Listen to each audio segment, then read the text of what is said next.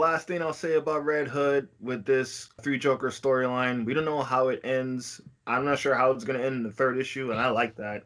I ain't been checking up on previews or nothing. I'm going to be surprised. But with issue 2, with him being emotionally compromised, having the Joker make fun of him for wearing his freaking previous identity, having him traumatized, and basically saying, we could kill you, but you're not worth the kill anymore, man. Like, once is enough. This shit's Been actually kind there, of done boring. that. Been there, done that. It's better to leave you alive, traumatized once again, than to kill you. You know, the Joker literally said, I know you hate me, but you hate Bruce even more. You hate Batman even more," which was spot on to me. And for him to get healed up, get emotionally connected to Barbara Gordon, give her a kiss, and she's just like, you shouldn't even done that. Why are you even? You are here screaming bloody murder, bruised up, blood all over you. I take you in my apartment, clean you up, put you in my bed, and you're getting your feelings in the mix now. Like, And that's where you thought this was going. Like you really right. thought you really thought this is where that was gonna go. So I don't know what they have planned for Red Hood in this third issue.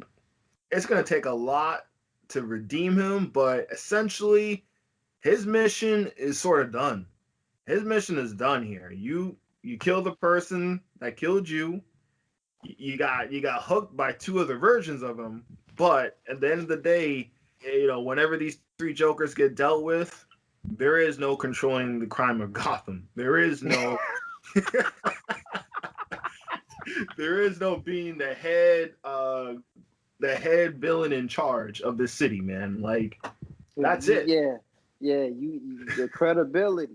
Your That's I guess credibility is I done. guess that, yes. I guess that is what I was trying to get at here. That is the root of the conversation that we're trying to have right now. What is the level of credibility that Jason Todd as the Red Hood actually has? Because I always felt like the perception of it is that he was meant to have more credibility than what he actually had. And I never liked that. I never liked that part of the character. There's a lot of characters across a lot of different platforms that fit into that same category, but I never understood why he was given that level of credibility and he never earned it. I only think that works because his initial mystique about him Mm-hmm. returning. I think it only works when you first come back and you're unknown and there's that initial mystery about you, and like a legend. You know what I'm saying? Like a folk tale. Mm-hmm. After you get beat by Batman, after Batman takes off his belt and beats your ass, or after the Joker captures you and beats you half to death again, it shows you could be easily emotionally compromised, right? Mm-hmm. Time after time after time, you are emotionally compromised by villains, by Batman, by other characters.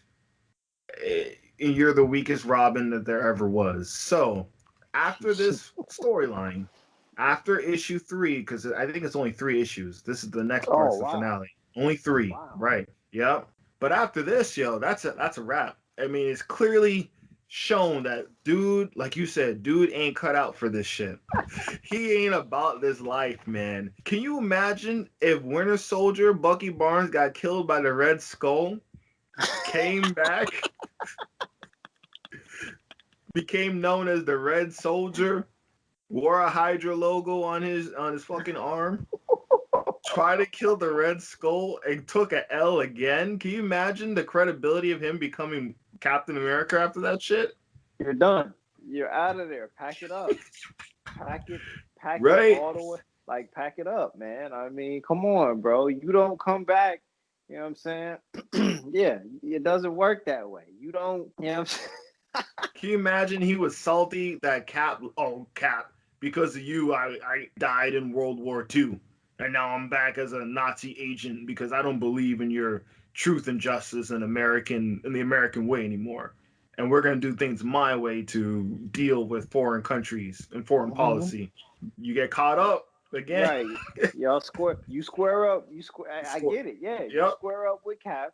You know what I'm saying? Cap dust you off. Mm-hmm. Then he tells you, "Hey, go get that man. Go get that man that took it from you." Right? You run up on him and you lose fair and square. Nah, you're done. Pack it up. Pack it. Yeah. Oh shit. Pack it up, man. Go get it. You know what I'm saying? Go grab your DD-214, bro. And Listen, man. Look, one of the greatest quotes I've ever heard in any song, man. Biggie Smalls said, "Don't be mad. UPS is hiring." There you go. You know what So I'm saying? yeah, man. You should just be glad. You should just be glad that you're alive and Right, able to breathe air into your lungs, man. You right, wasn't cut out for this. Pack it up. You know what I'm right, saying? right. Go get a job. Go get a Why, job, man. why are you entering this nightmare again? Like you're doomed to fail. You know, to a certain degree, you're doomed to fail. Like once you get, I understand coming back and trying to show off, saying my way or the highway. I know right and wrong now. Like I'm bigger and better than I was before. But once you fail at that, once you look, you clearly is it's shown you are not made for this shit. You can't exact justice for your death, and your death was technically for nothing. Mm-hmm. Just go to Metropolis, man. Yeah, Go man. to Miami. You know what I'm saying? Become a trainer, personal trainer. Hit up the beach. Enjoy your life. You got a second chance, Go back to and school. go back to school. Right. Right? Go That's back it. to school because and not only bro and again okay and again not to like be overdoing it on this Red Hood bashing, but he got everything that he was looking for. He was soliciting the smoke, if I'm not mistaken, right? Right. He was looking for everything that he ended up getting in return. And it just so happened he wasn't ready for that. That was more than what he needed, man. Like, so is there even a reason to feel bad for this guy getting hemmed up and left the way that he got left? Is there Right. any sympathy to even be had considering that he had a poor attitude prior to this, considering his actions leading up to him taking the loss? It's not like he was showing mercy to the criminals that he was out there smoking and blowing Mm-hmm. away. You know what I'm saying? Putting a bullet Right. in these guys like that. So there's no sympathy to be had when he's at Barbara Gordon's crib trying to finesse and play the wounded warrior. Right. Right. Oh, You getting the know what I'm pity saying? suck shit, man. Right. Like she was completely within her rights to look at this dude like, nah, man, like what are you doing? What are you doing? Nah, that's not the play right there. What are you thinking? What made you think what really made you think that if this is gonna work the way you thought it was gonna work? Because you took another L? Nah. Uh-uh. Oh my god. You took an L from the Joker and you're gonna get some after that? What? No, no, it's because No, you was looking man. for that. You wanted that smoke. You You ran want it. towards that. Right. Oh, I killed the Joker that tortured you, Barbara. So yeah, it's due to me, right? You wanted it, right? I earned it. Man, Fuck out of here, man. I don't ever want to talk about Red Hood again, bro. Yeah, man. We're done. I don't want to see anytime I see any future title of Red Hood, I can't look at him the same way because Jeff Johns get it. I think he gets it. I think this is Yep. why he's portraying him this way, and this is the most accurate version of Red Hood since his early days coming back. So Nah, I got four words, and then final thoughts, bro. But my last four words on this are: sit down, be humble. right, right. Sit down, be humble, bruh. So I don't want to see any more. I mean, we're gonna see more solo series Red Hood shit, but it's after reading this. Come on, guys. Why? Why? It's firmly established she's broken, man, and he ain't cut out to be a Robin. He ain't cut out to be a vigilante. He won't cut out for his life, bruh. Like wrap it up, wrap it up. Like Oh man, is he it's a mid card? fantasy, bruh. Is he mid? So he's not upper mid card anymore. He's mid card. Man, this man went to opening the damn show, man. He went to opening the pay per view, man. Like You lose the same way after all that shit. No, man, no. You went from mid card. You were a mid carder. You try to play like you were a main eventer.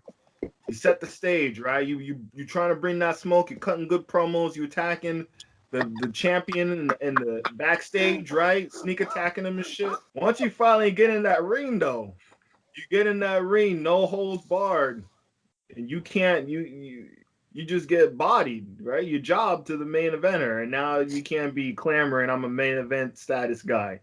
You botch your moves, you getting your ass whooped. The fans are seeing you just not cut out for this for this shit, bro. Like no more, yeah, no more solo series. With all due respect to future writers, good luck because this ends the chapter to me of Jason Todd and the badassery of Red Hood. Jeff Johns puts the final nail in the coffin for the character. Good luck to all future creators and writers of this character and his legacy, because there's nothing left to be had, in my opinion. And to the listener out there, let us know what you think about this run and the three Jokers, the overall character arc of Jason Todd, Red Hood, Robin, however you want to look at him. But we on to the next one. And for the stands, let us know. What were we wrong at? Because I don't think we're wrong. But glad to be educated, and we're out. Peace.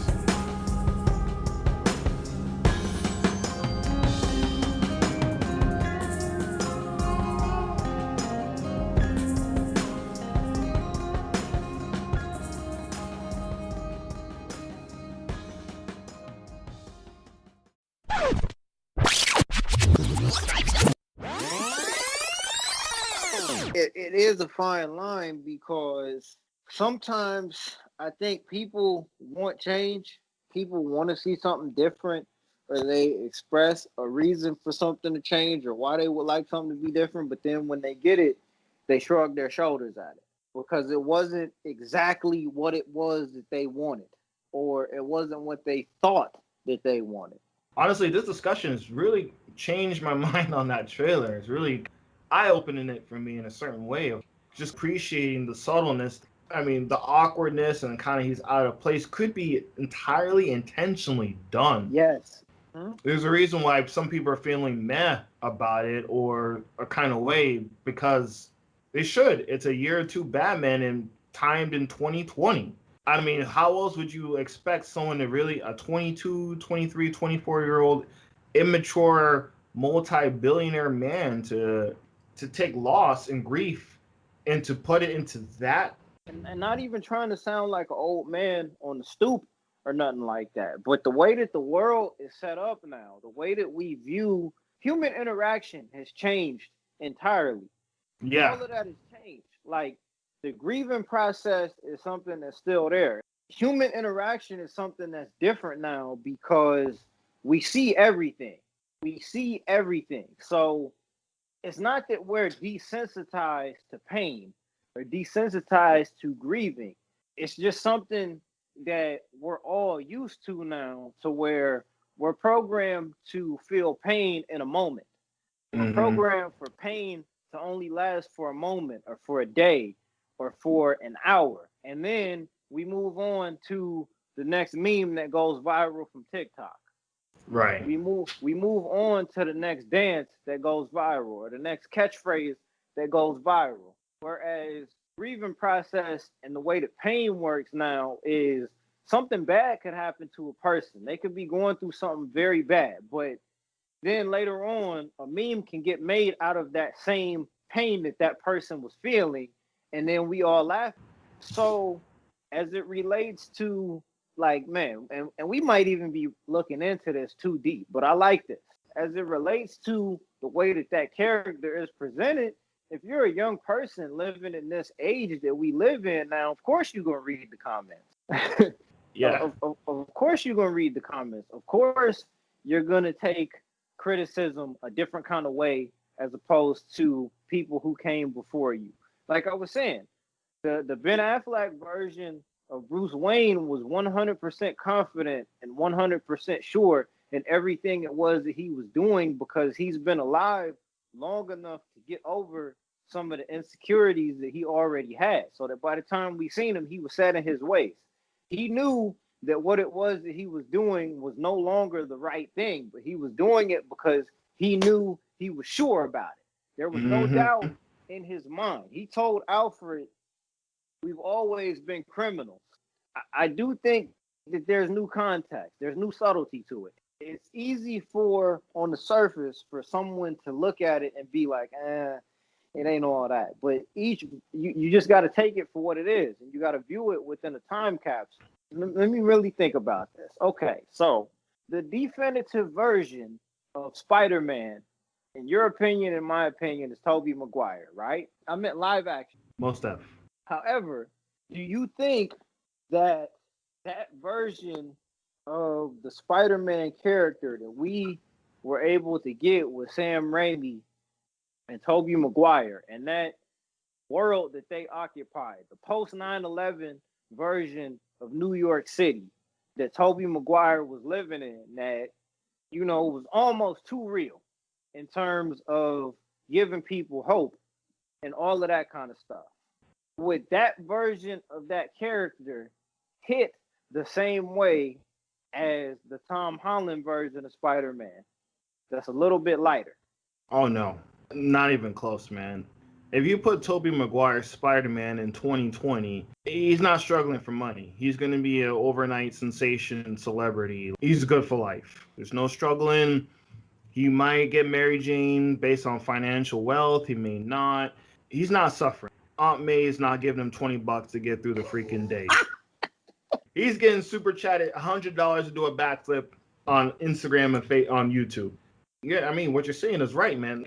Context and time periods when these films are made and where these comics are made or whatever medium or film, you know, is created, there is a context to the time period that it's made in, and what would work 4 years ago or even a year ago would not work in 2020. And even kind of moving away from, fuck it, man, we'll just stay in the pocket. We'll just stay in the pocket. It's just an interesting point in time where we are right now, because I just think about this stuff as a fan of movies. If you've seen enough movies and you're really a fan of these mediums, if you stick around long enough, you're gonna see enough remakes. You're gonna see things get recycled. You're gonna see different actors portray different characters in different ways. Imagine 10, 15 years from now, we get a different version of Iron Man. We get a different version of Captain America. We get a different version of Wolverine, which might happen sooner than later, right? Right. Because we lived and grew up with one particular character and seeing it being played a particular way, do you think sometimes that we can be a little bit harsh or a little bit unfair to a different take on a character? Yeah, I think we can be unfair as fans, especially if it goes against the norm, if it's like a drastic change that goes against expectations and standards. We're going to be upset. I mean, if, you know what I'm saying, it's just kind of the way it is. But if we want the same old, we're going to get the same old, and we're still going to complain about it. We're not going to be satisfied. It's almost like we don't know what we want. Yes. To a certain degree. You know what I'm saying? Yes. We don't know what we want until we get it. And then we're like, oh, I really want this. You know, and there's positives and negatives to that, where it's like, hey, this is wrong. They should have done this.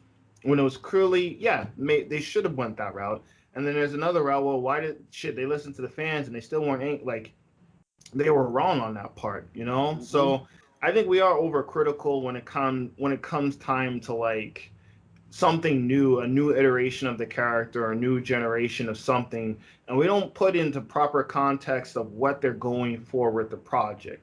You know what I'm saying? Like Robert Pattinson's, we'll go back with the Batman. People are complaining that he didn't, they weren't interested until he kicked some ass. But you're looking at it on a superficial level of not really the character study and how different they're making it, and what little intricacies that they're doing with this thing that's not hitting them. You know what I'm saying? Even with me and with Tom Holland's Spider-Man, like, I had a problem with Tom Holland Spider-Man because he's Iron Man light, right? But Yes. he fits within the context of modern society, and he fits within the context of the MCU. You can't have Tobey Maguire in the MCU Spider-Man. It's just No, not gonna mesh well. It's not. because he would be based off of the way that character was portrayed. That character had dealt with too much in order to join the team and be treated like the sixth man coming off of the bench. Exactly. Toby was just not gonna be the second or third string player. No. Not at all. No. Not at all.